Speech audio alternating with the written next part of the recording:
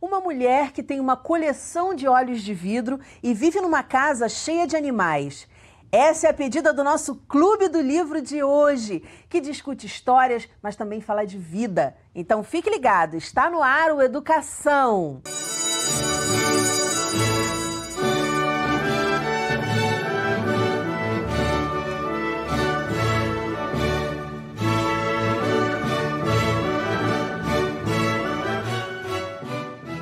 Meu convidado é o produtor, escritor, educador e contador de histórias, Leandro Pedro. Leandro, muito bom te ter aqui. Tem um programa só para gravar com o Leandro, é uma delícia, uma maravilha. Primeira coisa, mostra a capa do seu livro. Olha só que legal que acabou de sair. Se chama Maria do Socorro.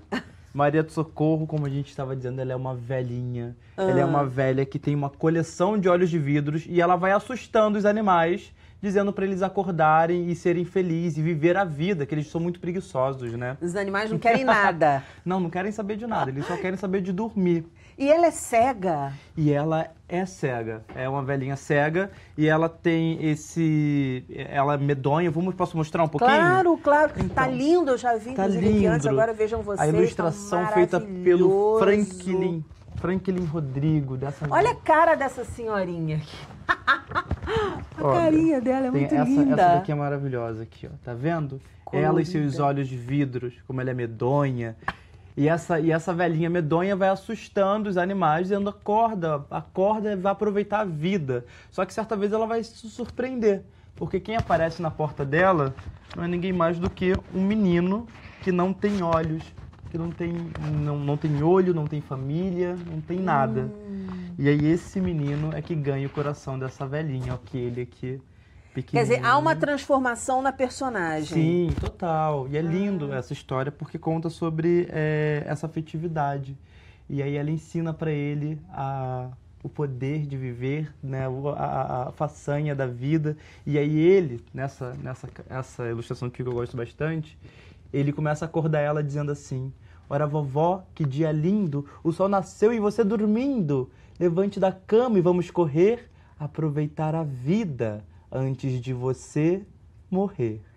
Olha, são tantos assuntos, são tantas... É muita coisa. É muita coisa nessa história. Então vamos começar. A história começa com essa velhinha, que é cega, que tem uma amargura, pelo que você está me dizendo, aí, uma rabugenta, enfim.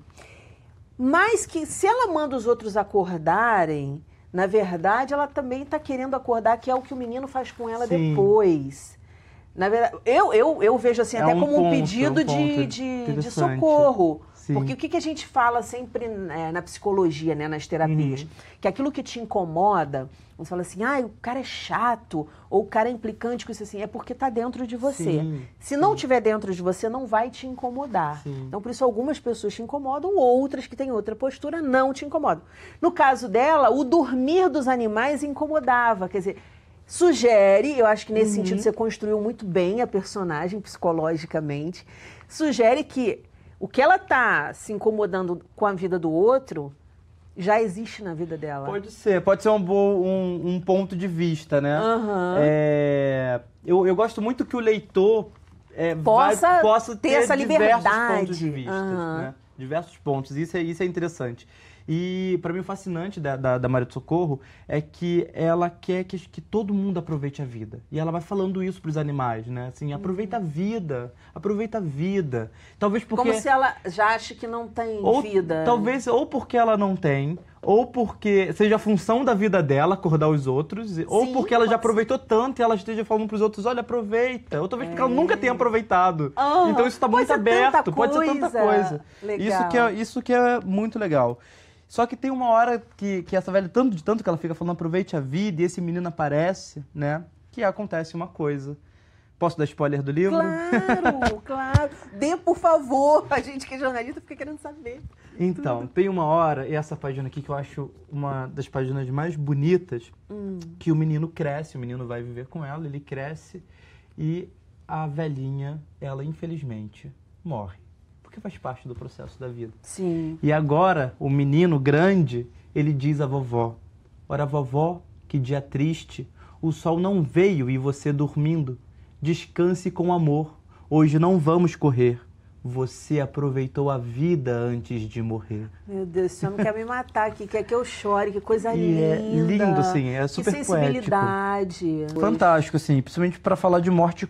Esse é um livro infantil, eu sempre friso isso, é um livro infantil, e a gente está falando de morte com crianças, né, de perdas. E tem sido toda vez que ou eu conto, ou que um professor leva para a sala de aula, é sempre o resultado é sempre muito fascinante, assim. Ele fala assim, Leandro, hoje eu trabalhei com morte, teve um aluno que chorou porque ele perdeu o cachorro. Então já aconteceu, assim.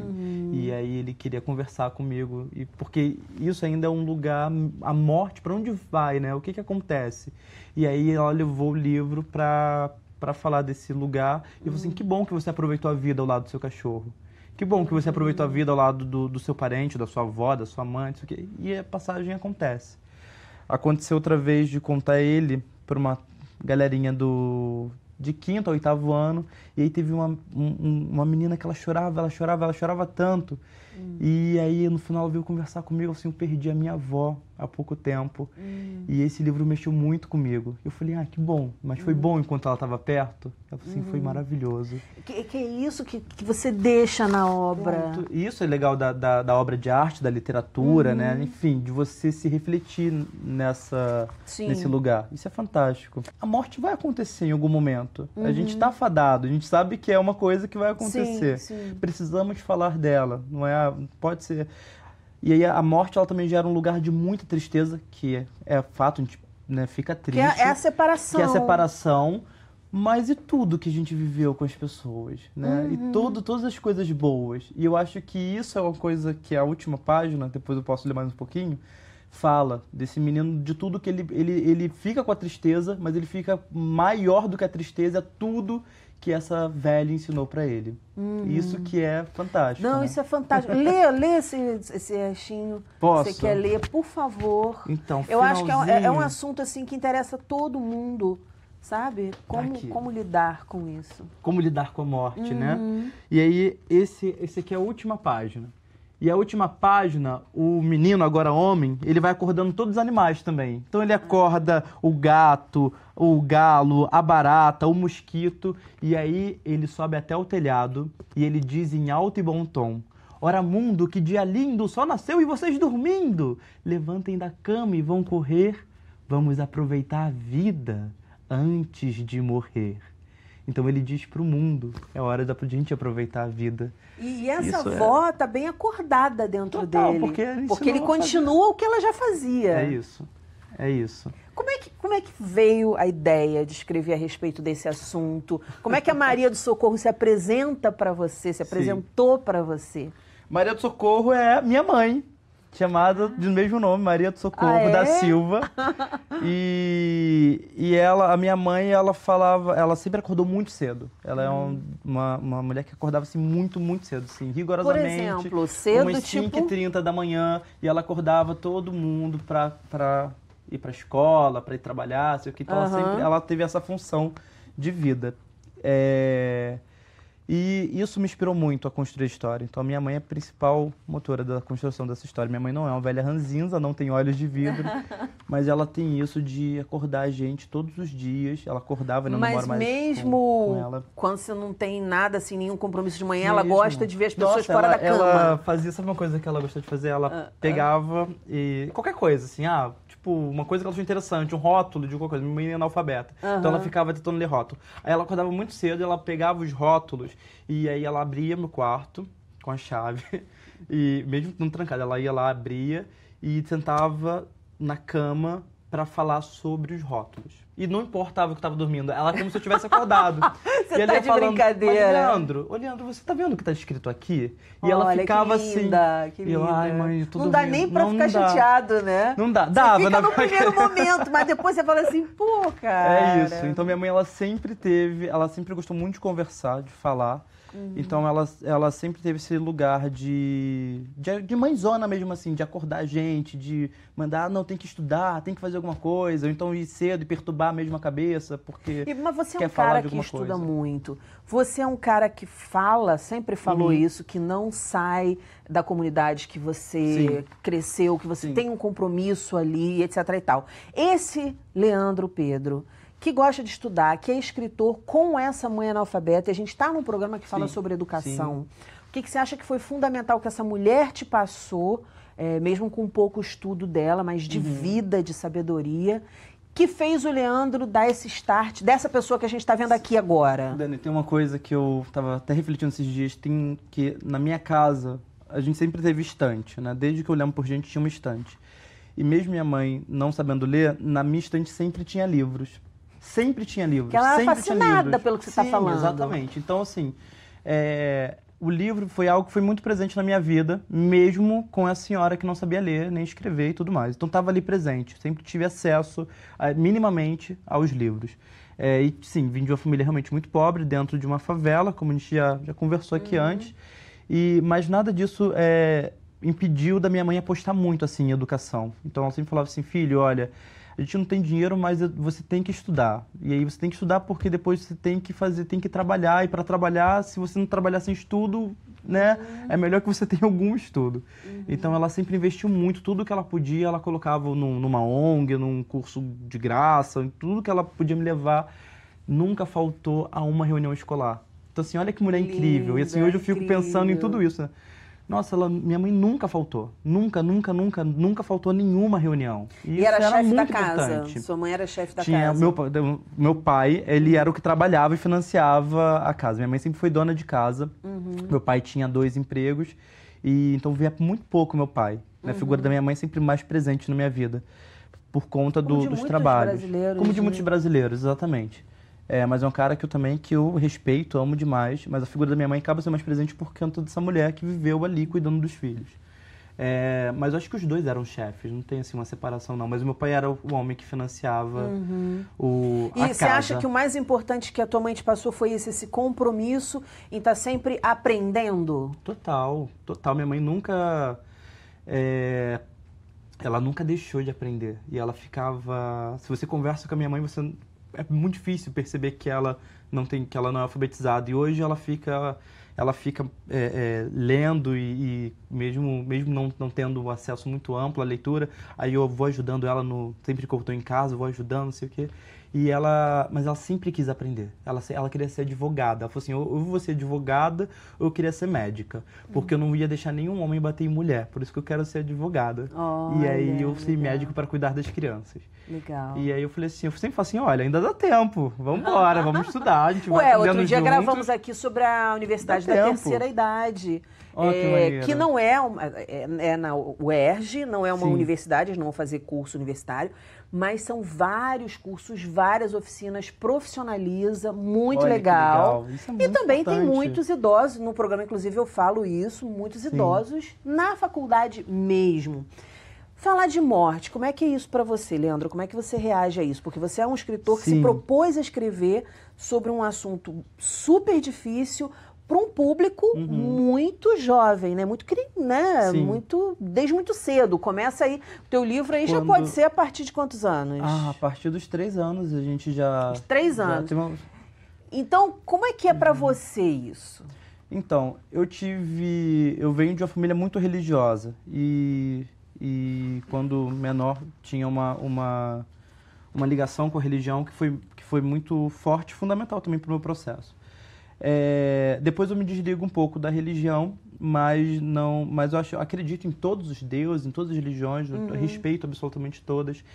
E eu lembro que quando era menor, talvez por conta da religião, eu tinha muito medo da morte, do que acontecia depois, céu, inferno, que lugar é esse? Então isso tudo me dava muita angústia. Muita angústia.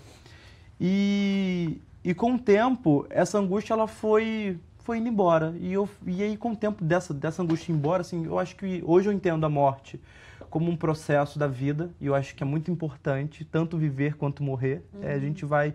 E a morte não é só do corpo, né? Assim, morre projetos, morre uma relação, morre as mudanças são mortes. Então, tudo isso também faz parte do processo da vida. A morte, ela tá intrínseca, né, com a gente.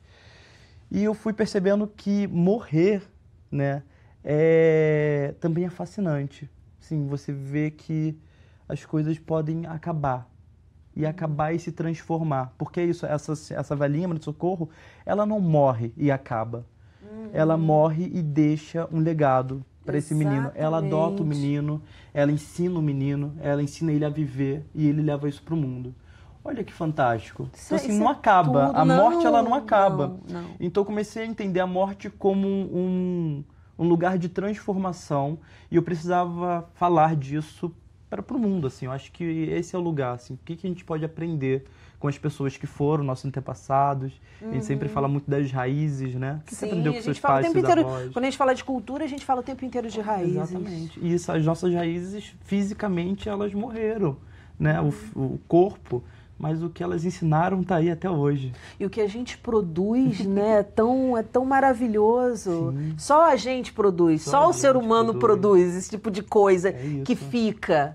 Que fica eternizado. Exato. E vai se perpassando. Exato. E quem contando vai contando conto, e vai perdendo um ponto, e vai recontando, e vai aumentando o ponto também, por aí vai. Foi uma cura para você também? Porque fala de alguma coisa que... escrever sobre a morte, tentar encontrar esse lugar, porque as pessoas acham assim, que a gente pega e escreve um livro assim, acabou, escreveu. Não, é todo um processo de construção, de personagem, de escrever, reescrever, e tá no meio da história, a história não é nada disso, aí volta para lá, muda. Para você foi também um processo que fez parte dessa cura que vem ocorrendo com você em relação à morte? Sobre o que é a morte, né? Sobre essa aceitação. Foi um processo de pensar nesse lugar do que é a morte, não sofrer tanto com ela. Assim, acho que sofrer, não estou falando para ninguém parar de sofrer com a morte, não. Claro, acho que assim, é importante o luto, mas o que eu digo é repensar esse lugar, né? Assim, é um lugar de... No México, a galera... faz festa dos dias dos mortos. Se você pensar, né? Se você olhar sobre o ponto de vista de uma história, né? A história de uma pessoa que naquele momento tá terminando ali, vamos dizer. Sim. Dá sentido à vida. Sim. Passa a dar sentido se você começa a refletir sobre ele. Sim. Especialmente como você falou, são várias mortes ao longo da vida. É isso. Agora, como processo de cura, eu acho que foi mais como um processo de ressignificação desse lugar de morte, né? Não chegava a ser algo patológico, a tua dor. Não, acho que até fala foi, disso, assim. né? Que você quando menor tinha muito medo. E aí, acho que com o tempo eu fui entender que a gente vai para esse lugar e o que eu posso deixar. Né? Essa questão da adoção passou pela sua cabeça de eu vou abrir a cabeça das pessoas em relação a isso um pouquinho aqui com a minha obra? Claro. Tem duas coisas muito importantes. Primeiro que eles são verdes, né? Você percebeu? Então, uma coisa quando o ilustrador fez, o Franklin fez, eu falei assim, Franklin, eu quero que os personagens eles tenham umas cores assim diferentes. Não seja branco, não seja negro, não seja amarelo, uma cor que não exista. E ele falou assim, Leandro, vamos fazer verde? Eu falei, verde é uma cor legal. E então não fica estereotipado, não tem nenhum estereótipo de nada. Eu sempre pensei em adoção. Eu nunca pensei em ter filho biológico, então talvez com o tempo pensar em adoção, exatamente porque eu acho que tem tantas crianças que estão aí no mundo e então acho que são tantos filhos. São tantos filhos. E aí quando eu escrevi o Maria do Socorro e coloco a adoção de um menino grande, porque ele não é um bebê, então tem mil significados, né? Que delícia, olha só, não é um bebê. Muito bom, porque a gente fala aqui bastante, Leandro sabe disso também. Adoção tardia, quanto é importante, as crianças que ficam ali, né? Porque muitas vezes as crianças ficam no abrigo e aí tem um tio distante pra caramba, e aí tentam colocar a família a criança naquela família, e aí às vezes acaba ocorrendo que não tem aderência, a criança vai ficando e não está livre para adoção. Então, assim, muito embora ela tenha, sei lá, 2 anos, 1 ano de idade, não está livre para adoção. Aí fica livre para adoção quando tem 11 anos de idade, 12 anos de idade, aí as famílias já não querem. E nesse sentido, muito legal. E essa criança que tem uma adoção tardia, eu acho que é algo que eu plantei uma sementinha no meu coração já há um tempo e venho fomentando isso, talvez mais tarde eu pense nessa velhinha e seja um pouco dela de fazer uma adoção tardia, porque eu acho que é importante. E aí é isso. E além de adoção tardia, de um menino cego, que também não tem os olhos. Então, assim, são vários... Que são as adoções mais complicadas. Sim, irmãos, grupo de irmãos, grupos, é isso. Crianças com deficiência e adoção tardia. Então, esse livro, ele é muito singelo, assim, é de uma fala literatura... de amor, mas ele fala de amor. É isso, é de uma literatura, de uma bobícia, como eu falo assim, é de uma bobícia, uma literatura simples, mas com vários significados que você vai ter que ir lendo e deslendo pela obra para desvendar. Então, você... E olha que interessante, primeiro livro seu... Primeiro, mas assim, tem de alguns que estão na gaveta, né? Esse aqui é o primeiro a ser publicado pela editora I Contei. Sim, que já virou editora. Que virou editora, que a I Contei tá aí virou editora para publicação desse e outros livros. Uma editora, tem outro nome sem ser autoral, tem um nome para as editoras pequenas, que é mais bonito que autoral. Depois eu lembro, a gente vai Independente. falando. Independente. Uma editora independente. Então é isso. Se a galera quiser conhecer um pouquinho... muito feliz, fala. Não, a galera quiser conhecer um pouquinho do livro, só ir lá na iContei, procurar iContei aí na internet, que acha a gente rapidinho. Essa editora independente. Com H. IH, Contei. iContei. Fico muito feliz de ver o teu primeiro livro. Leandro está sempre aqui no Clube do Livro com a gente, sempre fazendo um trabalho maravilhoso, projetos maravilhosos. Parabéns. E agora com a editora, muito legal, Leandro. Sucesso. Eu que agradeço demais. Considerações finais, algum recado? Aproveitem a vida antes de morrer. Maravilhoso.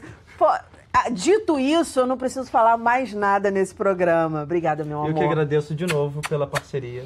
Nosso programa fica por aqui. Na segunda-feira que vem tem muito mais às 9 horas da noite. Educação, se você não se envolver, não rola. Dias felizes, paz e até lá.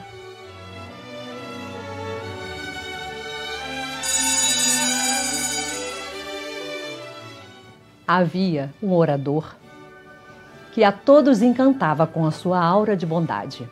Certo dia, enquanto fazia uma palestra sobre o valor do perdão, viu que invadiram a sua sala homens carregando móveis e viu atrás desses homens a sua esposa e seus 2 filhos carregando malas. O que significa isso?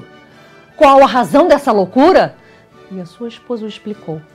É que aqui você é tão generoso e calmo. E em casa, você é tão exigente e grosseiro. Gostaria muito que nossos filhos pudessem usufruir das suas qualidades. E por isso, estamos nos mudando para cá.